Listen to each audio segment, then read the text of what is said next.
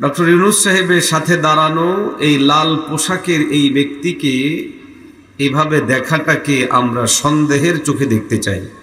এবারের 16ই ডিসেম্বরকে কেন্দ্র করে আমরা দুটো পরাশক্তির আমাদের দেশকে নিয়ে গভীর চক্রান্ত ষড়যন্ত্রের কিছু নমুনা আমাদের সামনে ফুটে উঠেছে। সাম্রাজ্যবাদী আমেরিকা দীর্ঘ সময় থেকে চাচ্ছিল আমাদের পার্বত্য অঞ্চল এবং সামুদ্রিক এরিয়া, সেন্ট মার্টিন সহ এই গোটা এরিয়া জুড়ে একটা স্বতন্ত্র আলাদা খ্রিস্টান রাজ্য বানাবে। এবারের 16ই ডিসেম্বরে আমাদের প্রধান উপদেষ্টা পূর্ব তিমুরের যিনি প্রেসিডেন্ট, ওনাকে দাওয়াত দিয়ে এনেছেন। উনি সহ স্বাধীনতা দিবস উদযাপন করেছেন এবং ওই জায়গায় কিছু চুক্তি হয়েছে, যেই চুক্তিগুলো এমন বাংলাদেশি পাসপোর্টধারী পূর্ব তিমুরের পাসপোর্টধারীরা পরস্পর এই দেশের জনগণ ওই দেশে যাইতে, ওই দেশের জনগণ এই দেশে যাইতে তেমন কোনো ধরনের বাধা বিপত্তির সম্মুখীন হবে না। পত্রপত্রিকায়, সংবাদ মাধ্যমে খুব ফলাওভাবে প্রচার না হলেও ডক্টর ইউনূস সাহেবের সাথে দাঁড়ানো এই লাল পোশাকের এই ব্যক্তিকে এভাবে দেখাটাকে আমরা সন্দেহের চোখে দেখতে চাই। কেন? মাইকটা এত খারাপ যে বক্তাকে একদম শেষ করে ফেলবে। এরকম মাইক সেটিং দিয়ে এরকম একটু সুন্দর প্রোগ্রামে ভাই বললাম যে এদিকে কোনো আওয়াজই নেই, মনে হচ্ছে আমার এই কানটা দিয়ে করে ফেলতেছে। সুন্দর করেন ভাই।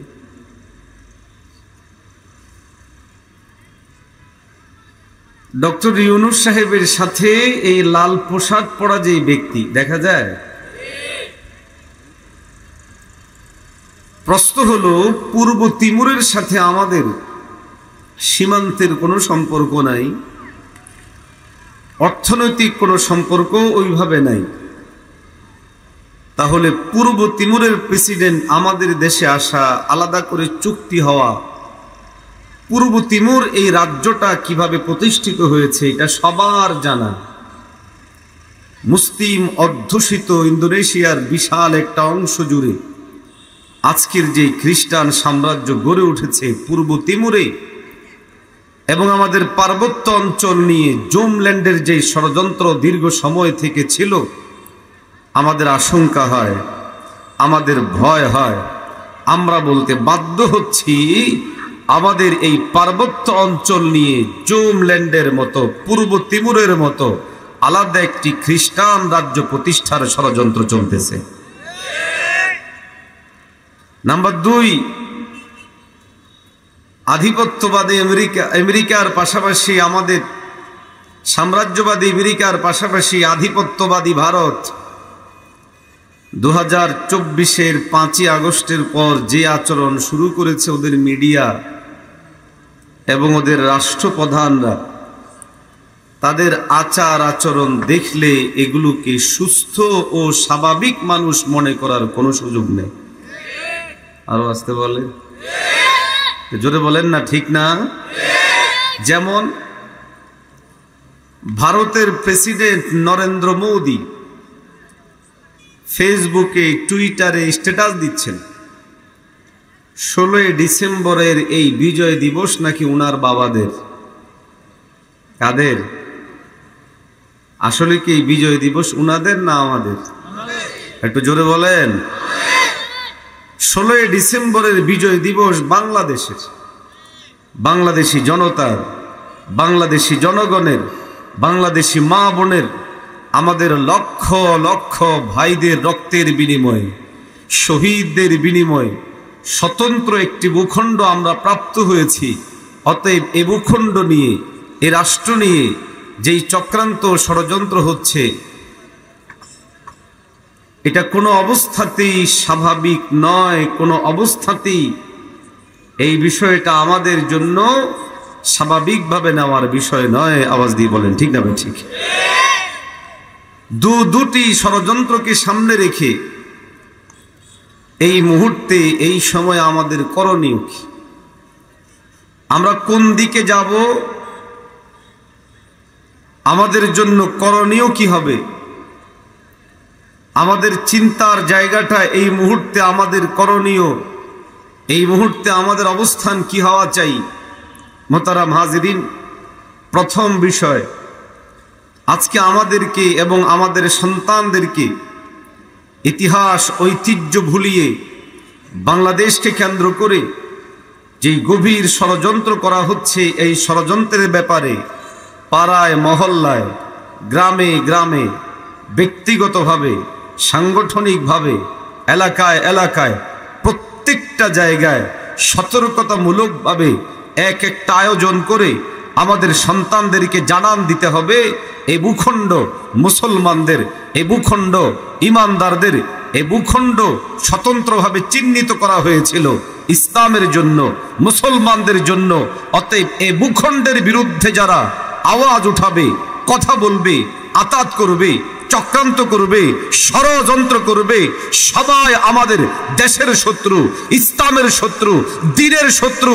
এদেরকে কোনো ছাড় নাই, বরং এদের ব্যাপারে যদি রক্ত দিতে হয় তো রক্ত দেওয়ার জন্য কারা কারা তৈরি, একটু হাত তুলে বলে।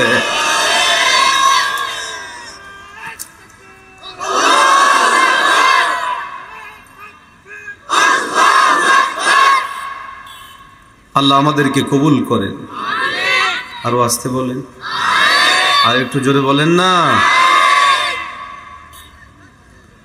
দুনিয়াও আর কত বছর টিকবে আল্লাহই ভালো জানে। একটু আগে ভূমিকম্প হলো কিনা আল্লাহ মালুম। আমার আশঙ্কা যেভাবে নড়েছে, ও আচ্ছা, মাইকওয়ালাই ভূমিকম্প তৈরি করে দিলে। বাকি সারা পৃথিবীতে ভূমিকম্প আগের চেয়ে বাড়ছে না কমছে? আরো আসতে বলেন, বাড়ছে না? কিয়ামত পূর্ব সময়ে এদিকে কোনো যুদ্ধ চলে নাকি? ও বাবা, বাজার বসছে দিল। আমাদের কিছু লোকজন ওখানে লাগাইলে ভালো, মানে আমি এদিকে ওয়াজ করতেছি তো ওরাও ওইদিকে ওয়াজ করতেছে।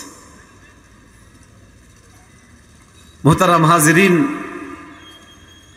এই জন্য রাসূলুল্লাহ সাল্লাল্লাহু আলাইহি ওয়াসাল্লামের সিরাতকে সামনে রেখে উম্মতকে এই বিষয়ের উপরে জাগরণ করা, উম্মতকে এই বিষয়ের উপরে সতর্ক সাবধান করার সময় এসেছে। কারণ আমাদেরকে যারা আগেও চালিয়েছে, এখনো চালাতে চাচ্ছে, এদের সবার ইতিহাস আমাদের সামনে পরিষ্কার। প্রত্যেকেই নিজ ধান্দার জন্যই সবকিছু করে। আরো আসতে বলে, বরং আমাদের সামনে বারবার বারবার আমাদের এই ভূখণ্ডের যে মূল চেতনা, এই চেতনা থেকে আমাদেরকে বিমুখ করার একটা গভীর ষড়যন্ত্র আমরা সবসময় লক্ষ্য করি। মুহতারাম হাজিরিন, আমেরিকার কুটচাল, আমেরিকার চক্রান্ত, ষড়যন্ত্র, এই সমস্ত বিষয়গুলোর ব্যাপারে অবশ্যই আমরা সতর্ক সাবধান থাকব। তবে এখন সরাসরি যে আগ্রাসন চলছে সেটা ভারতের পক্ষ থেকে। অতএব শুরুতে আমাদের সামনে স্পষ্ট হওয়া দরকার, ভারত আমাদেরকে নিয়ে কি খেলছে, এই খেলায় আমাদের করণীয় কি জানা দরকার আছে না নাই? প্রথম যেই চক্রান্ত সেটা হলো ইতিহাস ভুলিয়ে দেওয়া। বাংলাদেশে যেই হারে ৭১ উচ্চারিত হয়, এর ১০০ ভাগের ১ ভাগও ১৯৪৭-এর কথা উচ্চারণ করা হয় না। আরো আসতে বলে, আমার কথা শোনা যায় তো? তো আপনারাও হয়তো প্রশ্ন করতে পারেন যে ১৯৪৭ কি? উত্তর হলো ১৯৪৭ আজকের বাংলাদেশের যে মানচিত্র, আজকের বাংলাদেশের যেই ভূখণ্ড, আজকের বাংলাদেশের যেই সীমানা, পূর্ব থেকে পশ্চিম, উত্তর থেকে দক্ষিণ, এই গোটা সীমানা সীমান্ত মানচিত্র নির্ধারিত হয়েছিল 1947 সালে। কত সালে? জোরে বলেন 1947। ভিত্তি কি ছিল? ভিত্তি ছিল ধর্ম। গোটা ভারতবর্ষকে দুটো ভাগে ভাগ করা হয়েছিল। একটা ভাগ যেখানে প্রাধান্য পাবে হিন্দু ধর্মাবলম্বীরা, আরেকটা ভাগ যেখানে প্রাধান্য পাবে মুসলিম ধর্মাবলম্বীরা। হিন্দু ধর্মাবলম্বীরা যেই অংশে যেখানে প্রাধান্য পাবে বা তাদের জন্য যেই অংশটুকু, সেই অংশের নাম হিন্দুস্তান। মুসলিমদের জন্য যেই অংশটাকে নির্ধারণ করা হয়েছিল সেটা হলো, কথা বলে জোরে বলেন না, পাকিস্তানের দুটা অংশ, এক পশ্চিম পাকিস্তান, দুই পূর্ব পাকিস্তান। আমরা পূর্ব পাকিস্তানের অংশ। পূর্ব পাকিস্তানের মানচিত্র, পূর্ব পাকিস্তানের সীমা, এই সমস্ত জিনিসগুলো নির্ধারিত হয়েছিল 1947 সালে। দুর্ভাগ্যক্রমে যাদের সাথে আমাদের যুক্ত করা হয়েছিল অত্যন্ত অযৌক্তিকভাবে সীমান্ত ইত্যাদির কোনো খেয়াল না করে পশ্চিম পাকিস্তান জালেমের ভূমিকায় অবতীর্ণ হলো। আমাদের উপর বিভিন্নভাবে নিপীড়ন করতে লাগলো, শোষণ করতে লাগলো, বৈষম্য করতে লাগলো। এই বৈষম্যের বিরুদ্ধে, শোষণের বিরুদ্ধে, নিপীড়নের বিরুদ্ধে, জুলুমের বিরুদ্ধে এই বাংলাদেশের মানুষ জেগে উঠল। পূর্ব পাকিস্তানের আপামর তাওহিদি জনতা ধর্ম বর্ণ নির্বিশেষে স্বাধীনতার জন্য একরকম লড়াই করতে আরম্ভ করলো, যুদ্ধ করতে আরম্ভ করলো।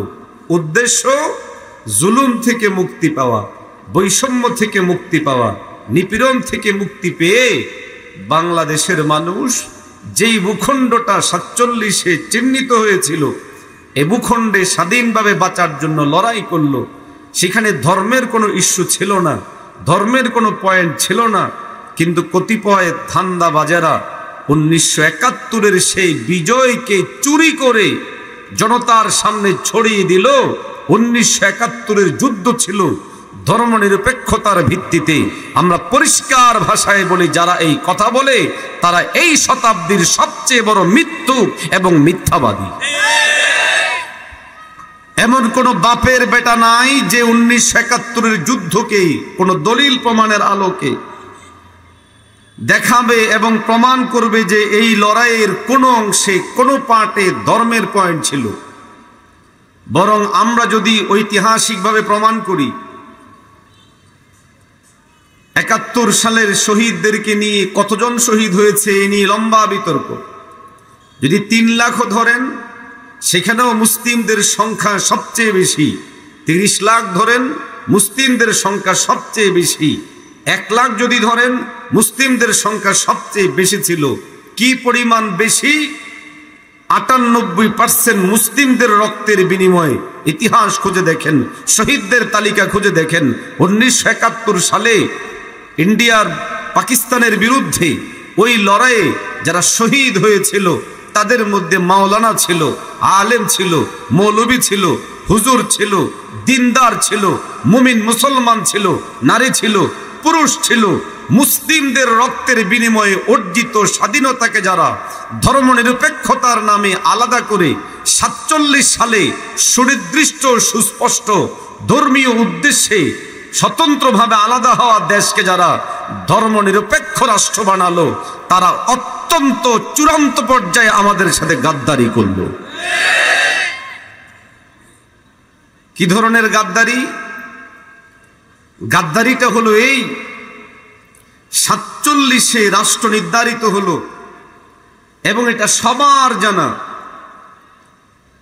যে এই অংশটা, এখানে মুসলিম তথা ইসলাম ধর্মের প্রাধান্যতা থাকবে। কিন্তু এটাকে কোনো অবস্থাতেই হতে না দিয়ে ৭১ পরবর্তী সময়ে ধর্মনিরপেক্ষ হিসেবে সাব্যস্ত করা, এটা আমাদের সাথে ধোঁকা এবং প্রতারণা। হাজিরিন, ইতিহাস কিভাবে পাল্টায়, ইতিহাস কিভাবে বদলায়, ইতিহাসের বাঁকে বাঁকে কিভাবে মিথ্যা ঢুকানো হয়, আজকে 2024-এ এসেও আমাদের সামনে এটা পরিষ্কার কি পরিষ্কার নয়? পরিষ্কার। 2024-এর এই লড়াই, এটা হলো টোটালি বৈষম্য শুরু, পরবর্তীতে জালেম মাজলুমের দুটো পার্ট তৈরি হয়ে একদিকে মাজলুমরা আরেকদিকে জালেম, গোটা মাজলুমরা জালেমের বিরুদ্ধে লড়াই করলো, কতিপয় মানুষ সেখানে শহীদ হলো। এখানেও অধিকাংশ মানুষ মুসলিম, যাদের কেউ কেউ রোজা রেখেছিল, পরিবার ধার্মিক, ব্যক্তিগতভাবে ধার্মিক, রোজা রেখে রাজপথে নেমেছে, শহীদ হয়েছে। আপনাদের লক্ষ্মীপুরেও যে শহীদ হয়েছে মুসলমানের ছেলে, মুসলমানের বাচ্চা, গোটা বাংলাদেশে 2000 মানুষ শহীদ হওয়ার কথা বলা হয়। সেই 2000-এর মধ্যে আমি নিশ্চয়তার সাথে বলছি 1900-র ঊর্ধ্বে এমন ভাইদেরকে পাওয়া যাবে যারা মুসলিম স্বাধীনতা অর্জন হওয়ার পর কতিপয় ধান্দাবাজ বের হলো, এটাকে লিবারেল সেকুলারিজমের দিকে টেনে নেওয়ার জন্য চেষ্টা করলো। কেউ লালনবাদ প্রতিষ্ঠার চেষ্টা করলো, কেউ পালংবাদ প্রতিষ্ঠার চেষ্টা করলো, কেউ বা আবার ইতিহাসের হিস্ট্রি টেনে 71-এ নিয়ে আবার এই দেশটাকে নিরপেক্ষ, ধর্মনিরপেক্ষ হিসেবে রাখতে হবে, এই ধরনের আওয়াজ উঠাতে শুরু করলো। আমাদের আওয়াজ পরিষ্কার, এই বাংলাদেশের এই ভূখণ্ডের মুক্তি ইসলাম ছাড়া হবে না, মুসলমানদের ছাড়া হবে না, শরিয়া ছাড়া হবে না, ইসলামী শাসন ছাড়া হবে না। অতএব আগামীর বাংলাদেশ হবে ইসলামের বাংলাদেশ। ইসলামের বাংলাদেশ ছাড়া এই বাংলাদেশের কোনো মুক্তি নেই।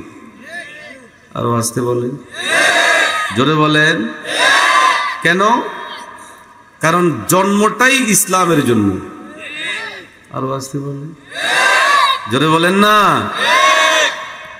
যার যেই দিক থেকে যোগ্যতা অভিজ্ঞতা আছে তাকে ওই জায়গায় কাজে লাগালেই সে কাজে লাগে এবং তার মাধ্যমে সবাই উপকৃত হয়। একজনে বিমান চালাইতে জানে, বিমান চালককে দিয়ে কেউ যদি রিক্সা চালায় তাহলে লাভ হইল না লস? জোরে বলেন, লস হয়ে গেল। তো তাকে যতক্ষণ পর্যন্ত বিমান চালনার সেই স্টিয়ারিং এ না দিবেন অতক্ষণ পর্যন্ত তার এই যোগ্যতা ফুটে উঠবে না। দৃঢ়তার সাথে বলছি, 56,000 এই বর্গমাইল 47 সালে নির্ধারিত হয়েছিল ইসলামের জন্য। ধর্মীয় বিষয় নিয়ে আজকে যারা ধর্মীয় রাজনীতি, ধর্মীয় বিষয়গুলোকে নিষিদ্ধ করতে চায়, আমরা পরিষ্কার বলি তারা নব্য ফেসিবাদ।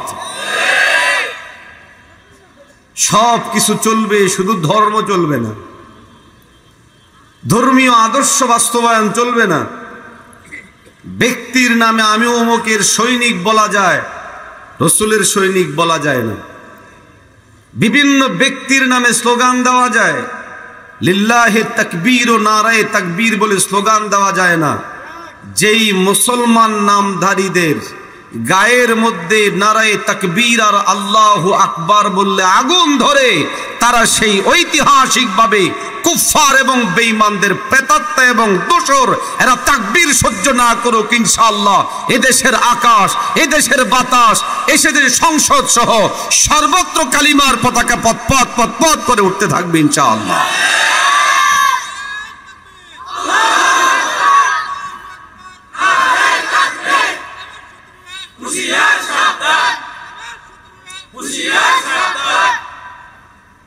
আল্লাহ আমাদেরকে কবুল করেন।